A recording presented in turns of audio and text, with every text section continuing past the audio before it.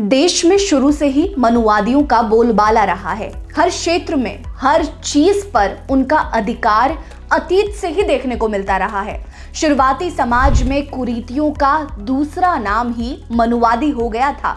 इन्हीं कुरीतियों पर भगवान बुद्ध ने प्रहार किया और एक ऐसे धर्म की नींव रखी जिसमें कोई कुरीति नहीं थी, ऊंच नीच जैसे भेदभाव नहीं थे, महिलाओं की प्रताड़ना नहीं थी और संसार का सुख नहीं था। इसके बावजूद मनुवादियों के आतंक से पीड़ित लोग काफी बड़ी संख्या में बौद्ध धर्म से जुड़े। उसके बाद कई सदियों तक बौद्ध धर्म फलता फूलता रहा।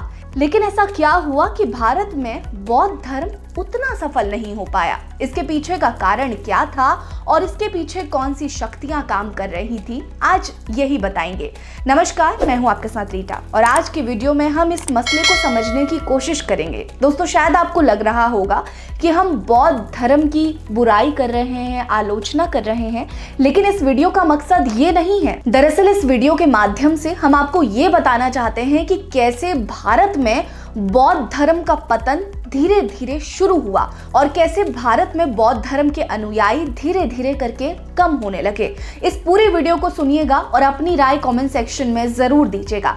बाबा साहेब ने खुद बौद्ध धर्म को अपनाया था, लेकिन उससे पहले ऐसी बहुत सारी चीजें हुई जिसकी वजह से बौद्ध धर्म का पतन शुरू हुआ था। चलिए वीडियो की शुरुआत करते हैं। भारत में बौद्ध धर्म कभी एक प्रमुख धर्म हुआ करता था, जो न केवल धार्मिक बल्कि सामाजिक और सांस्कृतिक दृष्टिकोण से भी अत्यधिक प्रभावी था। लेकिन समय के बाद ये धर्म धीरे धीरे विलुप्त हो गया और उसका प्रभाव कम होते होते आज के भारत में बहुत सीमित हो गया है।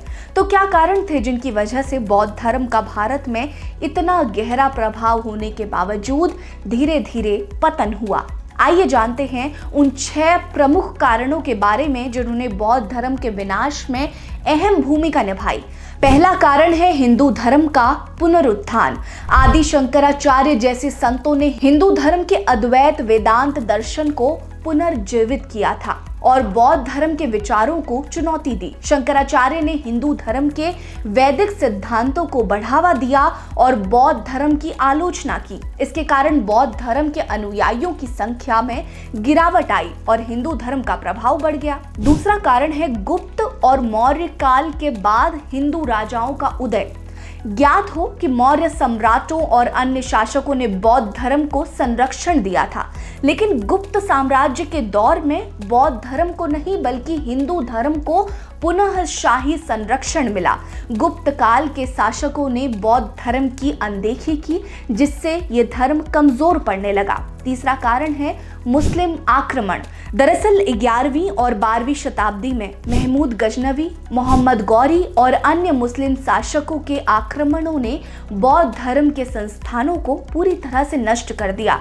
नालंदा और विक्रमशिला विश्वविद्यालय जैसे प्रमुख बौद्ध शिक्षा केंद्रों को लूट लिया गया और जलाकर नष्ट कर दिया गया। इसके बाद बौद्ध धर्म के अनुयायियों की संख्या घटने लगी और इसके प्रभाव में कमी आने लगी। चौथा है संस्थागत और सांस्कृतिक प्रतिस्पर्धा।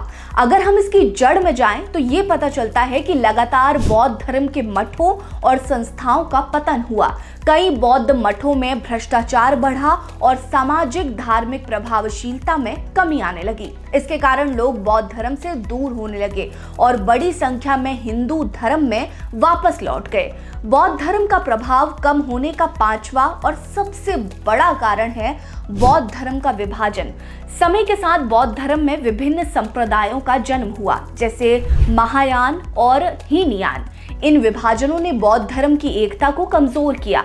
आंतरिक मतभेदों और धार्मिक विवादों ने इसके अनुयायियों को भ्रमित किया और यही कारण रहा कि धर्म का प्रभाव घटना शुरू हो गया। छठा कारण है आर्थिक और सामाजिक कारण।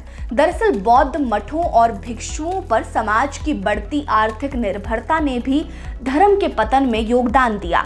धीरे धीरे बौद्ध भिक्षु समाज से अलग हो गए और आर्थिक संसाधनों की कमी के कारण मठ और संस्थाएं कमजोर हो गईं।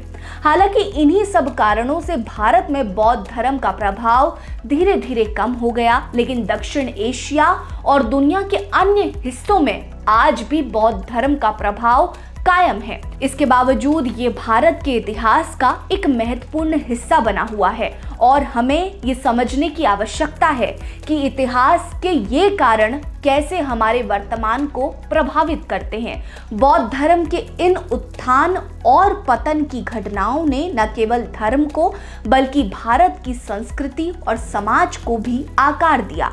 ये हमें ये सिखाता है कि धार्मिक और सांस्कृतिक परिवर्तन समय और परिस्थितियों के अनुसार कैसे होते हैं और हमें अपने इतिहास से क्या सीखने की आवश्यकता है। आप इस विषय पर क्या सोचते हैं, हमें कमेंट सेक्शन पे जरूर बताइएगा। हमारे चैनल को सब्सक्राइब कर लीजिए और ऐसी इंफॉर्मेशन और भी लोगों तक पहुंचाइए और वीडियो को शेयर करिए।